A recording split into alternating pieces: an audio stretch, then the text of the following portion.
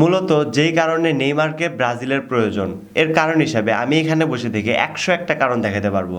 ঠিক একইভাবে আপনিও চাইলে অসংখ্য কারণ দেখাতে পারবেন যে এই কারণে ব্রাজিলের প্রয়োজন নেইমারকে। আর এই কোনো কারণটাই ব্রাজিল কোচ কার্লো আনচেলত্তির মাথায় ঢুকতেছে না, সে বুঝেও না বোঝার একটা ভান করতেছে। আর এটা যে অ্যাক্টিং করতেছে এটা অবশ্যই বোঝা যাচ্ছে, কেননা লাস্ট ম্যাচ নেইমার যেভাবে খেলেছে, নেইমার যেভাবে একটা অ্যাসিস্ট করেছে, একটা অ্যাসিস্ট করেছে, তার দুইটা গোলেই তার অবদান রয়েছে। প্রথম যে অ্যাসিস্টটা সে করেছে সেইটা মানে প্রায় হাফ মাঠ থেকে নেইমার যেই অ্যাসিস্টটা করেছে, মানে সান্তোসের হযবরল প্লেয়াররাও মানে এই গোলটা করতে পেরেছে। বা আপনি বুঝুন, সান্তোসের যে প্লেয়াররা নেইমারের ইশারা বোঝে না, নেইমারের ট্যাকটিক্স বোঝে না, নেইমারের আই কন্ট্যাক্ট বুঝতে পারে না, সেই প্লেয়ারদেরকে নেইমার অ্যাসিস্ট করাচ্ছে, তাহলে বুঝুন কত সহজে তারা গোল করতে পারতেছে। নেইমার যে অ্যাসিস্টটা করেছে সেইটা ফরওয়ার্ডের ফরওয়ার্ড পজিশনে যে প্লেয়ারটা ছিল সে শুধু রিসিভ করেছে অ্যান্ড জাস্ট শুট করতে পারছে, এতটুকুর মাধ্যমে সে গোলটা করে ফেলতেছে। নেইমার যে কতগুলো প্লেয়ার বিট করে পাসটা দিয়েছে, এটা একমাত্র নেইমার বুঝতে পারতেছে যে এইটা আমি কীভাবে দিব। আর এই পাসগুলো যদি নেইমার ব্রাজিল দলের যে প্লেয়াররা আছে, মানে ব্রাজিলের যেই ভিনিসিউস, রাফিনা, এস্তেবাও, কুনহা, এই প্লেয়ারদেরকে যদি এই বলগুলো পাস দেয়, তারা আরও অনেক সহজে এই বলগুলো গোল করতে পারবে। আর মানে আপনি বুঝতেছেনই তো, সান্তোসের যে প্লেয়াররা আছে এতদিন ধরে নেইমারের সাথে খেলেও নেইমারের কোনো ট্যাকটিক্স কিচ্ছু বুঝতে পারতেছে না, সেই প্লেয়ারদেরকে নেইমার গোল করাচ্ছে, নেইমার অ্যাসিস্ট করতেছে, নেইমার নিজে গোল করতেছে এই প্লেয়ারদেরকে দিয়ে। আর সেই জায়গায় যদি ব্রাজিল দলে নেইমারের অভিষেক হয় আবার নতুন করে, তাহলে সেই জায়গায় তো নেইমার আরও অনেক ভালো পারফরমেন্স করবে, ব্রাজিল অনেক ভালো পারফরমেন্স করবে।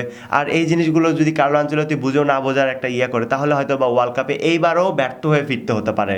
আর সম্ভবত এটাই স্বাভাবিক, এটাই মেনে নিতে হবে। আর অনেক ব্রাজিল ফ্যান মেনে নিচ্ছে যে এবার ব্রাজিল ভালো কিছু করবে না, বা করলেও আমাদের কিছু যায় আসে না, কারণ আমাদের মেইন প্লেয়ারটাই তো নেই। ব্রাজিলের মেইন প্লেয়ারকে, নেইমার ছাড়া আপনি কাকে ধরতে পারেন?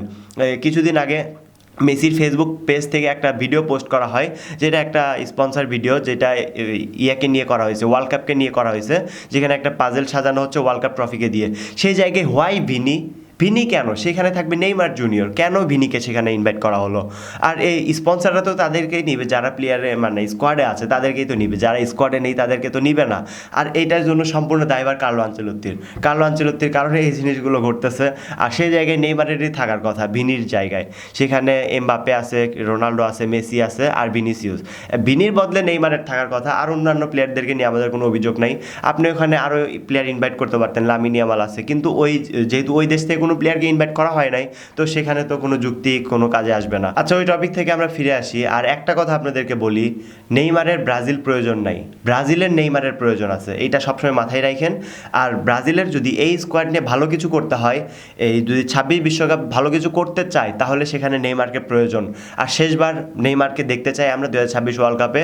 আর যারা ভাবতেছেন যে নেক্সট একটা ফ্লামেঙ্গোর সাথে সান্তোসের খেলা আছে, ওই খেলাতে নেইমারকে উপভোগ করবেন, কিন্তু সেখানে নেইমার থাকছে না, কেননা নেইমার আজকের ম্যাচে এবং আগের একটা ম্যাচে দুইটা কার্ড ইস্যুর কারণে সে নেক্সট ম্যাচটাতে খেলতে পারবে না। আর সেই খেলাটা যেহেতু মারাকানা স্টেডিয়ামে হবে, আর সেখানে নেইমারকে অবশ্যই আমরা মিস করব। আর ওই স্টেডিয়ামে যেহেতু অনেক মানে গ্যালারি ধারণ ক্ষমতা আছে, ওখানে অনেক দর্শক আটে, আর সেই জায়গায় নেইমারকে আমরা অনেক বেশি মিস করব। সেখানে হয়তো বা যদি নেইমার খেলতো, তাহলে হয়তো বা কার্লো আনচেলত্তির চোখে পড়ার একটা সম্ভাবনা ছিল, যদিও কিনা কার্লো আনচেলত্তি সরাসরি না হলেও নেইমারের ম্যাচগুলো তো অবশ্যই টিভিতে অথবা মোবাইলে দেখে, আর সেখান থেকে তথ্য সংগ্রহ করে। কিন্তু তারপরেও যে কার্লো আনচেলত্তি কেন নেইমারকে দলে ডাকে না, স্কোয়াডে রাখতেছে না, এটা তিনি একমাত্র জানে। আর সে কীভাবে মানে স্কোয়াডটা সাজাবে সেটাও সে নিজে জানে। সো গাইস, আপনার মতামত জানিয়ে যেতে ভুলবেন না। আশা করি ভালো থাকবেন, সুস্থ থাকবেন। আল্লাহ হাফেজ।